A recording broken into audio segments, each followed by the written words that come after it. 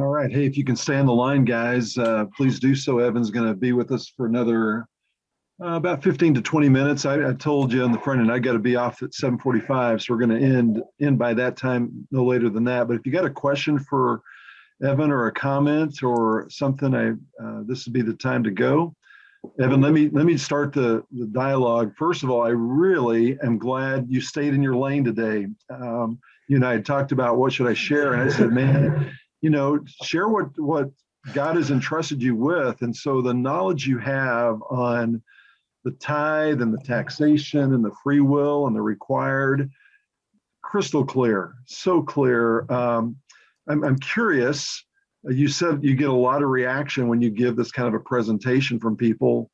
Why are people so confused about this? Why what's the genesis of misinformation, and what have you discovered as you share this with people about what it really entails? What are they saying? What are they saying to you? I think it's because and there's lots of there's lots of things that we can see this. I mean, think of like I don't want to pick on any like a thing or not, but like Dave Ramsey. Dave Ramsey's a great courses that help you get your budget and your finances in order. Well, the first thing he says is, give 10%. Give 10% to God. Try to give 10%, and it's a tithe, which is great. I am 100% of giving a percentage of your income and giving proportionately. But when we actually get into the scriptures about this, and even sometimes just preaching about your tithes, yeah, there is a tithe. The tithe was taxation. Think about that. Now, there was tithes pre-Mosaic law that were just free will gifts that they gave. If you think of, again, Moses or Abram giving voluntarily. But I think there's just that we haven't dived into the scriptures on tithing. It's probably not one that most people want to go and dive into and say, what does this actually look like? But yeah, Rod, I mean, when I tell people, hey, there's 3 tithes in the Old Testament, do we do those? Most people's eyes go, whoa, I'm supposed to give 23% of my income away. But you know what's interesting? Think about this. You probably pay 23, 25% in taxes every year to go to support the government. Now, that's taxation. And again, think about this, Rod. How many times when somebody talks about the tithe, usually the argument is, well, is that on your gross or your net? Is that before taxes or after taxes? We missed the point of the tithe. No, we didn't. Tithe went to go support the government under the Mosaic law and went to go support the Levites. That's why we had required giving and tithing. So required giving is just that. It's taxation. Free will giving, which is your first fruits, your best fruits, goes to God. That's how we really need to be. It kind of shifts our thinking. Now, I know the answer to this question, but I don't know if everybody on the line does. Evan, I think one of the reasons that Dave Ramsey, and again, just to not to criticize, but the one reason I think he shares the 10% method is he knows what the actual numbers people are giving, and it's woefully short of 10%. Woefully short. In fact, tell us what it is, and this is a jaw dropper. And if we would actually get to the 10%, I think about what churches could do would be amazing. So tell the guys, sadly, what the number is. Yeah, you can go back to go on YouTube and watch the last talk I gave on giving and receiving. But yeah, giving in the United States has stayed stagnant basically since the Great Depression. So as a percentage of income, GDP or however, giving is around 2% of income levels. If you just segment out evangelical Christians, so people that would say the Bible is the word of God and Jesus is the only way to heaven, that percentage goes up to 2.5%. Mm-hmm. So evangelical Christians only give 2.5%. Now, that's not every, people go, I give more than that. But as a whole, 2.5%. Yeah, we're nowhere close to even 10%. If you get to 10%, it would be amazing the things that could actually be done. I mean, if you just go up 0.5%, there's estimates that we would be able to translate the Bible in every language in the world. you'd be able to mobilize like 2 million more missionaries. You could, there's just like you could end world hunger. I mean, there's tremendous amount of things that you could do by just giving just a little bit more. But we're not even at that 10% level yet. And what I found interesting about that talk, and it is on YouTube, you can go back and listen to it. We actually gave greater in our nation during the Depression than we're giving currently, and that's just craziness. So anyway, we're robbing God. I mean, Malachi talks about don't rob me, give, and unfortunately we have robbed God by not giving anywhere close to it, even to a tenth. So, yeah, absolutely. Other thoughts, guys, that you have for Evan this morning? He's the man on this. He knows this stuff really well, and here's your chance to ask someone who really has studied this thoroughly. So, any thoughts? Evan, any thoughts on what's the forgiveness every 50 years or something? Any thoughts on that? There's talk of that going on. Yeah, Jerry, that's a good question, because that's another aspect of the Israelites. It was the year of Jubilee.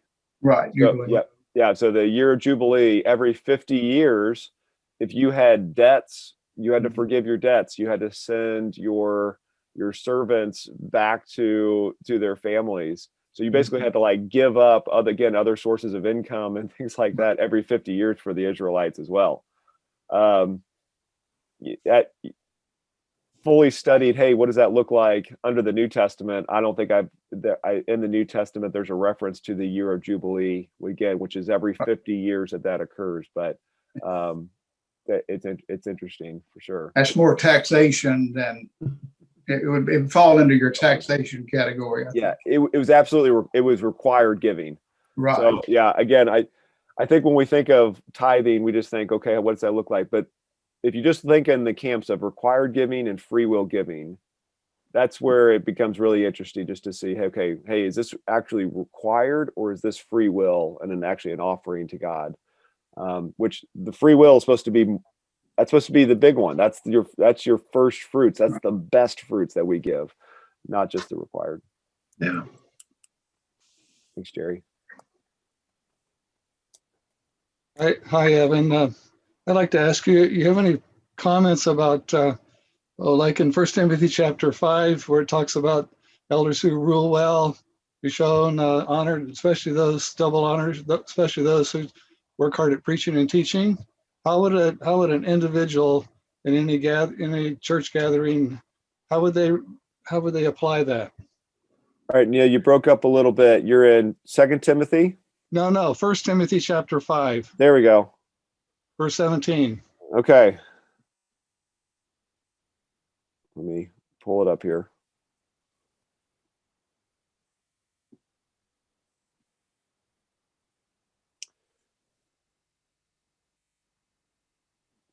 Yeah, it's interesting. So without fully studying through this, because I've looked at, there's some fantastic verses on giving in Timothy, and obviously even just the instruction for Timothy, because think of Timothy, the context of Timothy. So you have Paul writing to Timothy, who is of the church of Ephesus. And so you have an extremely rich population that Timothy is the pastor of. So this is not the Macedonian church. This is not the Macedonians who are poor. These are actually a really rich church that he's the pastor of. But it's interesting. From that context of that verse, Neil, I'd be curious to get your thoughts on it. But I know that in Timothy's teaching, it's actually really fascinating, because he talks about giving and generosity and those things quite a bit. It is teaching, but it is it's also probably one of another great verse on it, where it says, God says, hey, all things are here for your enjoyment. And God does bless us, people. Let's don't, I don't want people think, man, I just have to be sitting in my ashes and sackcloth and and just live a destitute life. No, God does bless you. I mean, look around. We're talking online on a computer screens, just the amount of money that's in our computers and technology right here, probably way more than most people throughout the world. We've been extremely blessed. That doesn't mean, Yeah. Amen. we're and that should be our gut reaction, just to be so thankful for all the things that God's provided. Yeah. Now, that being said, let's think about the early church in Acts. They were also ready to give. They were ready to go sell their possessions to give. Sure. Like they were Amen. yeah. So anyway, Neil, that's a good question. I'm going to go back and take a look at that one. The double honor. Well, I guess specifically it talks about elders. Yeah. And part of my question is, does the church itself, I mean, when people typically give to a church, they just give to the church, and then the administrators of the church determine, okay, various elders or various pastors get certain amounts. And this seems to distinguish those who work hard at teaching and preaching tend to have higher honor, and they get paid more. And those who are just managed, they get paid a little less. But who makes that decision? Do individuals within the church try to discern that, or is that kind of an administrative kind of thing within the leadership of the church? Those kinds of questions. That's kind of where I'm coming. I would go back to Acts. So Acts is so instructive of just even, hey, we have organization in our church bodies. If you think of like even just the first deacons in the church, Stephen was like one of the first deacons, and the whole reason why they had deacons is because, hey, the widows weren't getting their food, right? Because the church was providing food and a service to the destitute, and so they created an organization body to determine that. And so, however your church is, making that determination, how do people get paid? The Corinthians in Corinthians chapter 16 verse, this is where so Titus had actually gone out to the churches and said, hey, we need to raise money, put aside an offering, a free will gift offering for the saints in Jerusalem. The saints in Jerusalem were they didn't have any funds anyway to support it, and they were under extreme persecution as well. And so you had these other churches that were going to support this group, and it was for the saints. It was for the people that were doing teaching and preaching. And Paul, it's really fascinating again how that all gets determined. I think God is a God of order, and so I think having an order, a process, and your giving in itself, yes, I say we talk about free will giving. Sometimes that's spontaneous giving, but it's also systematic. They gave on the first day of the week, proportion to their income, and so that's an interesting concept. But anyway, the double honor, I'd be interested. I'll look into it. Okay, thanks. Thanks, Neil. Yeah, Jerry, you raised your hand, but you're on mute. So, Hey, Jerry, unmute yourself. Yep. Jerry, there you go.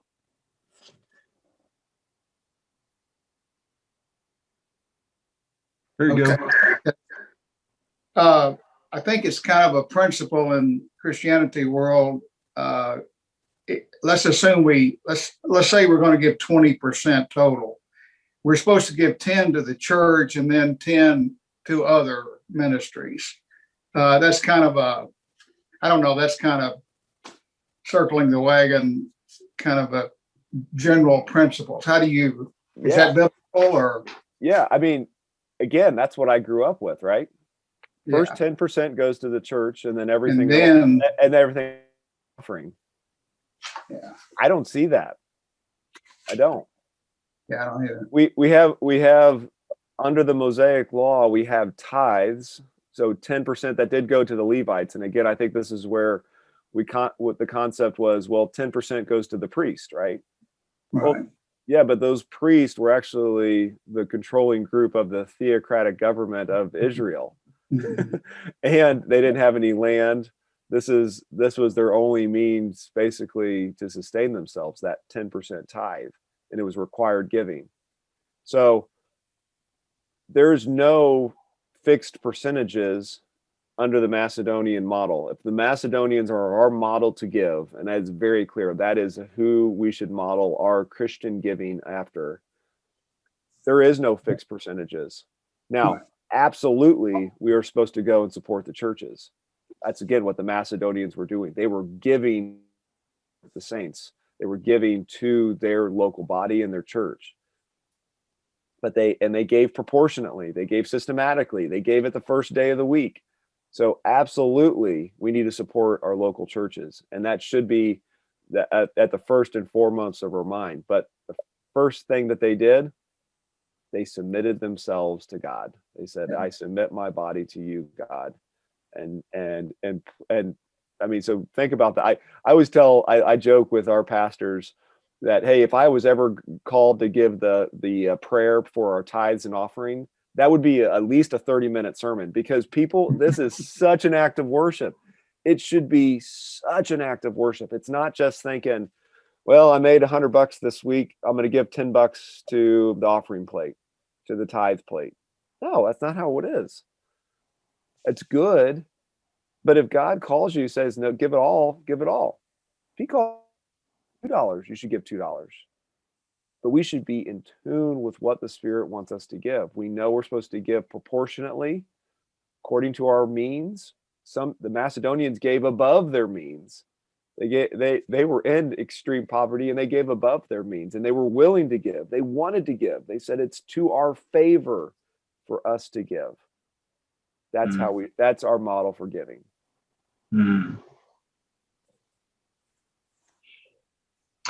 Everything changes, Evan, when you realize God owns it all. And I think that's one of the principles that we struggle with. We think, well, this is mine. And what am I going to give to God, as opposed to understand it's all God's, and what can I give back to God that he already has and already possesses? And man, our minds struggle with that, because we have this my mentality that we, and we kind of chimp God out of what is due him. He's due it all.